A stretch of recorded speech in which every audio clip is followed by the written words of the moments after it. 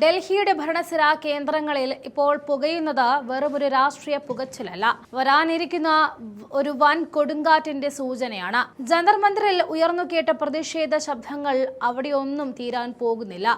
അതൊരു തുടക്കം മാത്രമായിരുന്നു. ഇപ്പോഴിതാ കോക്രോച്ച് ജനതാ പാർട്ടി അവരുടെ അടുത്ത ഘട്ട പോരാട്ടത്തിന് സീസൺ 2 എന്ന് പരസ്യമായിട്ട് പ്രഖ്യാപിച്ചിരിക്കുന്നു. പക്ഷെ കാര്യങ്ങൾ അവിടെയും തീരുന്നില്ല. ഡൽഹിയുടെ തെരുവുകളിൽ നിന്നും ഉയരുന്ന വാർത്തകൾ വിരൽ ചൂണ്ടുന്നത് കേന്ദ്ര ഭരണകൂടത്തെ തന്നെ ഉലയ്ക്കാൻ പോകുന്ന ചില വൻ തിരിച്ചടികളിലേക്ക് തന്നെയാണ്. ഈ സംഭവ വികാസങ്ങൾ ചെന്നെത്തുന്നത് രാജ്യത്തെ നടുക്കുന്ന ഭരണകക്ഷിയുടെ ഉന്നതരുടെ രാജി എന്ന അത്യപൂർവ അധ്യായത്തിലേക്കാണോ എന്നാണ് ഉറ്റുനോക്കുന്നത്. ഡൽഹിയിലെ നാരായണയിൽ വെച്ച് CJP നടത്താനിരുന്ന നിർണായകമായ പ്രവർത്തക യോഗം അവസാന നിമിഷം റദ്ദാക്കപ്പെടുന്നു. എന്തുകൊണ്ടാണ് ആ യോഗം റദ്ദാക്കപ്പെട്ടത് എന്ന് ചോദിച്ചാൽ അതായിരുന്നു ഈ കഥയിലെ ഏറ്റവും ഭയാനകമായ വശമെന്ന് പറയണം. പാർട്ടി പ്രവർത്തകർ കൃത്യസമയത്ത് ഹാളിന് മുന്നിലെത്തിയപ്പോൾ വാതിലുകൾ പൂട്ടിക്കെട്ടിയിരിക്കുന്നു. ബാങ്കറ്റ് ഹാൾ ഉടമകൾക്ക് ഉയർന്ന ഉദ്യോഗസ്ഥരിൽ നിന്നും ഭരണകക്ഷിയിലെ വൻ തോക്കുകളിൽ നിന്നും വന്നത് സാധാരണക്കാരുടെ മുന്നറിയിപ്പുകളായിരുന്നില്ല, പരസ്യമായ ഭീഷണികൾ തന്നെയായിരുന്നു. ഈ യോഗം നടത്താൻ അനുവദിച്ചാൽ ഹാൾ ഉടമകളെ തലകീഴായി കെട്ടിത്തൂക്കും. അതെ, ഇതാണ് ലഭിച്ച ഭീഷണി സന്ദേശം. ഇതൊരു സാധാരണ രാഷ്ട്രീയ തർക്കമല്ല. തങ്ങൾക്കെതിരെ യുവാക്കൾ സംഘടിക്കുന്നത് കാണുമ്പോൾ ഭരണകൂടത്തിനുണ്ടാകുന്ന അങ്കലാപ്പിന്റെ, ഭയത്തിന്റെ വ്യക്തമായ തെളിവാണ്. പരീക്ഷാ ക്രമക്കേടുകളും അഴിമതികളും ഉയർത്തിക്കാണിച്ച ഒരു കൂട്ടം യുവാക്കൾ തെരുവിലിറങ്ങുമ്പോൾ അവരെ ഒരു ഹാളിനുള്ളിൽ പോലും സംസാരിക്കാൻ അനുവദിക്കാതെ ഭയപ്പെടുത്താൻ നോക്കുന്നത് എന്തുകൊണ്ടാണ്? എന്നാൽ ഈ ഭീഷണിക്ക് മുന്നിൽ പണയം വെക്കാനുള്ളതല്ല തങ്ങളുടെ പോരാട്ട വീര്യമെന്ന് CJP സ്ഥാപകൻ അഭിജിത് ദീപ് കെ തുറന്നടിച്ചിരിക്കുകയാണ്. BJPയുടെ ഈ അടിച്ചമർത്തൽ നയങ്ങൾക്ക് നൽകുവാനുള്ള മറുപടി ഒന്നേയുള്ളൂ: ജന്തർ മന്ദർ സീസൺ 2. അത് ഉടൻ തന്നെ തുടങ്ങും.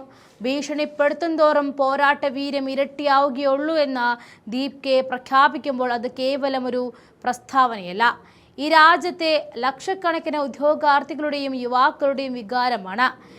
ഇതിന് പിന്നാലെയാണ് CJP chief spokesperson Saurav ദാസിന്റെ നിർണായകമായ പ്രഖ്യാപനം വരുന്നത്.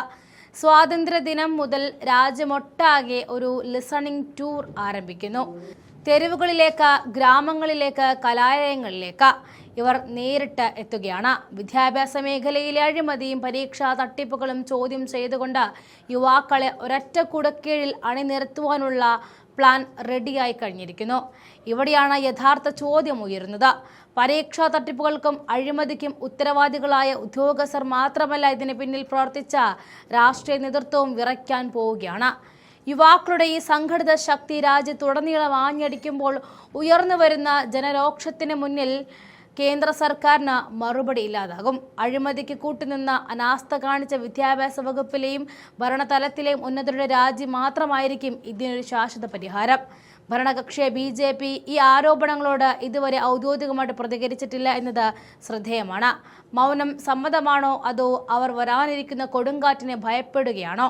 അടിച്ചമർത്തും തോറും കൂടുതൽ ശക്തിയോടെ ഉയർന്നെഴുന്നേൽക്കുന്ന യുവജന പ്രക്ഷോഭം ഒടുവിൽ അധികാരികളുടെ രാജിയിലേക്ക് തന്നെ കാര്യങ്ങൾ എത്തിക്കുമെന്നതിൽ സംശയമില്ല. സീസൺ 2 കേവലം ഒരു സമരമല്ല, അത് അഴിമതിക്കാരുടെ കസേര തെറിപ്പിക്കുവാനും ഒന്നാം തരം ജനകീയ വിപ്ലവമായി മാറാൻ പോവുകയാണ്. ഡൽഹിയുടെ തെരുവുകളിൽ ഇനിയും ചൂട് പിടിപ്പിക്കുന്ന സമരങ്ങളായിരിക്കും കാണുക. വിദ്യാർത്ഥികളെ തല്ലിച്ചതച്ചതിന് മറുപടി പറയാതെ പാർലമെന്റിൽ ഒളിച്ചു കളിക്കുന്ന അമിത്ഷായ്ക്ക് നേരെയായിരിക്കും വിദ്യാർത്ഥികളുടെ അടുത്ത പോരാട്ടം ഉണ്ടാവുക. അമിത്ഷാ ഒന്ന് കരുതിയിരിക്കുന്നതും നല്ലതാണ്. ചോദ്യങ്ങൾ കൂടുതൽ മൂർച്ചയുള്ളതാകും. രാജിക്കത്തുകൾ തയ്യാറാക്കേണ്ടി വരും.